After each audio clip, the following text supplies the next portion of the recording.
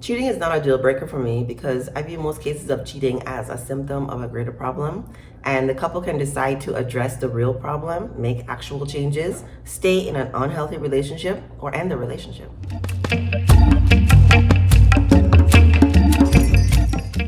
Hey, welcome to my channel. This is Spirit Soul Sense, information for your soul. I am Shareece, and thank you for clicking on this video. I have been feeling this way about cheating since I was a teenager.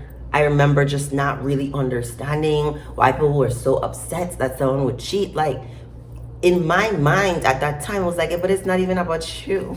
It's not even about you. It's not even about you.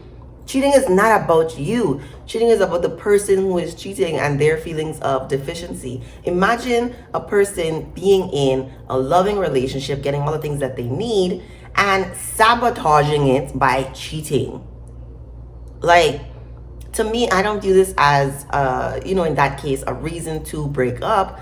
I view it as an opportunity for us to get closer by exploring why you feel the need to go outside here and wreck your whole shit. For what? Like, for what? For why? So I am in the camp of Esther Perel and her book, Mating in Captivity. I read it years ago, but I'm thinking of rereading it because I feel like it's always so relevant. It's always so relevant. Like, I'm thinking of Beyonce and Jay-Z, right? Beyonce was cheated on. We don't know how many or how long, but we know Beyonce was cheated on. We don't know if she cheated. I don't think she cheated, but we don't know. I would say Jay-Z, just going from his background, has been in some scarcity mindset at some time and could have very well cheated to feel powerful and important. Like, everything is about sex except sex, okay? And then everybody's talking about Tristan Thompson in the news and how he can't seem to stop cheating. That sort of compulsive cheating, I think, needs a lot more work than somebody who cheats once in a relationship. I'm not really interested in partnering with somebody who is a compulsive cheater. Like, I would consider Tristan Thompson and like a Kevin Hart to be compulsive cheaters. Maybe J. Cole is up there just as examples for you to think about. You may know people in your real life, but J. Cole, I think, admitted in one of his songs that he cheated on his wife. We didn't know about it, thank God. I feel like that's the way it's supposed to be in marriages. We don't need to know your business. We don't need to know your business. Like, marital problems are marital problems. Let married people handle their problems. But when he did that video with Kevin Hart, and it was I think it was a reflection on the humanity of the person who cheats and how they're really not that much different. Men and women cheat at the same rate. Women, I think, are just better at hiding it. And I don't know, there's something smarter about a woman not having a pregnancy from cheating. Whereas men, I guess, don't control the woman that they're sleeping with, and so the likelihood of them ending up with a child is like higher. Neither here nor there. But Esther Perel discusses this modern dating, modern partnering that was different in the olden days. I also have videos about polyamory, polyandry, polygamy, because I think because we live in this 21st century, 2022, it's important for you to ask yourself all the questions about what you want your life to be like now, right? Your ancestors didn't have this much agency or choice, but you do. So what do you want? Do you want to live in the small town that you grew up in? Do you want to live in a big major city? Do you want to live in a different country than you grew up in? You can do whatever you want. Do you want to buy a home, or do you want to rent? Do you want to travel like a nomad? You can do whatever you want. I love stuff. You can do whatever you want. Even about getting married or having children, I think it's very, very natural for most people to agree, or feel in sync with, I want to get married and have a child. I want to get married. But that's not everybody. Even though that's the grand theme in life in this modern world, you don't have to do that if you don't want to. And just pausing to ask yourself that question, do I really want this? Or do I feel like I'm supposed to have it? Yeah, I want it. Okay, and then you move on. And then you go ahead and do all the things that you want to do. So even when it comes to how you partner, do you want to be in a monogamous relationship? Do you want to be in a polyamorous relationship? I think it's helpful to ask yourself this question and to be honest with yourself. There are some people who don't want to commit to one person. And I think that's fine. Don't do it then. That's polyamory is different than cheating. Cheating, there's a level of deception. There is lying, whether it's lies by omission or, overt lying, that I think really damages the trust that people have in the relationship. A lot of times when one person cheats, the other person cheats. If you've been in a relationship since you were like 21 and you guys are now like 30 something, 40 something, I always assume like 50% of people cheat, they report infidelity. 50% of people are reporting infidelity when they're, been in a relationship for that length of time.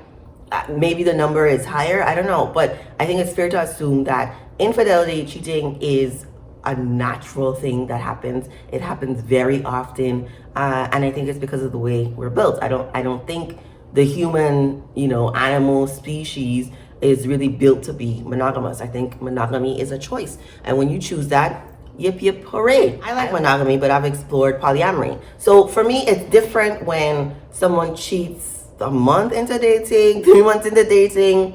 I would consider those deal breakers for me. I think in the early foundation building of a relationship, which is like the 1 to 2 years, I think it's important for people to be on their best behavior. And so if you can't even be on your best behavior for the first 1 to 2 years, I'm just concerned for the rest of the time. So for me, it would probably be I don't see the point in this. If you're already having all these difficulties now and we don't have any problems, like we're in the honeymoon stage, then why would I continue? But if we're like 3+ years in, 5 years in, 10 years in, 20 years in, and my partner cheats on me, it is not an automatic, I want to be out of this relationship because I can't trust you. I'm telling you, it's not that for me.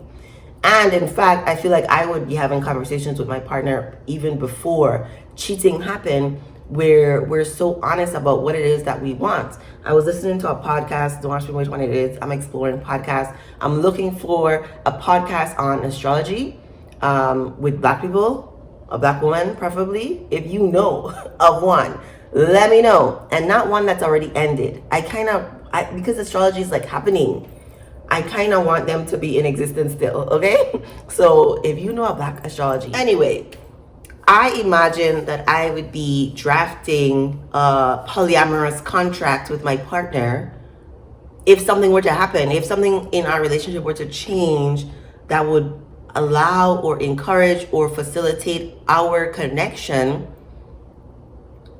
while people are getting their certain needs met other places. So think Bill Gates. I was about to say Will and Jada. Will and Jada are messy. And they lie. They're not honest. So I don't really count them.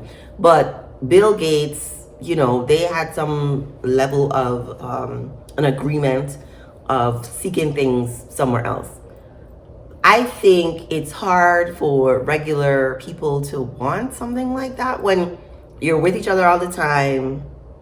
It's like, what, I don't know, what else do you need? I don't know. But for people who travel a lot, people who are away, maybe it's a distance thing, maybe it's a health thing. I feel like there's so many reasons that someone would want to have an emotional connection with someone else or to have once a month physical relations with someone else. I can see it. For me, I can see it and it's not like, oh my God, why would they do because they're human. Because they're human, and some people come into this world with more sexual energy than others. And so I get it. There's also porn stars who are in long-term loving relationships. There's just some things work for some people. And even if it doesn't work for you, I really would encourage people to just reflect on what do you want. And if you want monogamy, I'm choosing monogamy, then that's cool too. I think have intention behind everything that you do. I think one of the worst things we can do is just go on what society has told us should be the norm in relationships.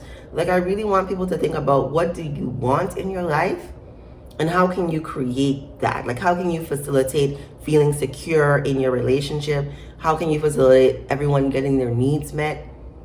How do you facilitate open and honest communication? All of these things take work, and I think take checking in with each other frequently. and being able to like actually have the conversation. How often do you want to have sex? Do you just want to have sex with me? How often do you want to travel? Do you want to get married? Do you want to have kids? How many kids do you want to have? Do you want to live on a farm? You know, like I hate cities. Like, what do you want to do? Like, actually, what do you want? And I think maybe if more people had those conversations early on in relationships, then relationships would probably last longer. But right now, you know, relationships, man, people are just on to the next, on to the next. But it's like, okay, at some point, you gotta get on with it. At some point, y'all are gonna have problems. So what you gonna do? Break up with people every 6 months, every year, every 2 years? Because you're not wanting to compromise or negotiate or figure out best ways to do things. Like, if you picked a person, I'm just saying, you could always change your mind. I don't think relationships have to last forever, but I feel like they follow a sort of season that you don't need to break, you know? Midwinter, you already ending. Like, what? The natural flow of things wasn't even over yet. Like, what are you doing, right? And so anybody who has difficulty connecting, enduring, going through difficult things, because anybody who's been in a relationship for 20, 30 years will tell you they've been through some stuff. Do you want that? Because I also agree that there is nothing like a long-term romantic relationship. There's nothing like it. You can have all the friendships you want, but there's nothing like this in being able to connect with a person, to explore your own self. And I think the pros outweigh the cons. Not that it doesn't come with cons, because listen, it's hard. Is it hard? There are moments of relationships being challenging. And do you want to meet the challenge? Do you feel like this person is worth you meeting the challenge of, say, cheating? Do you think that you all can come together and address the problem versus arguing with each other and viewing each other as the problem? Because that's when, you know, people start feeling like there's no hope and there's no point. Like, it's us against the problem. And I think that perspective helps people push past the difficult points, because there's, I mean, even in your own life, there are cycles of challenges, of job difficulties, of like emotional child things. Like, there's cycles and there's an up and down. Like, I'm riding the high of life, riding the high of life, okay? But there's gonna be problems. We are in Earth School. There's gonna be problems. And, you know, cheating, I don't want to say it's not, cheating is a problem, but there are so many other real problems that can happen in your relationship that can try you all. You know, every challenge is a lesson, and you can really get stronger every time. Let me know what you think in the comments. Remember to like, share, subscribe to my channel, and thank you for watching. Hold for a second. Listen, I can't even turn it on.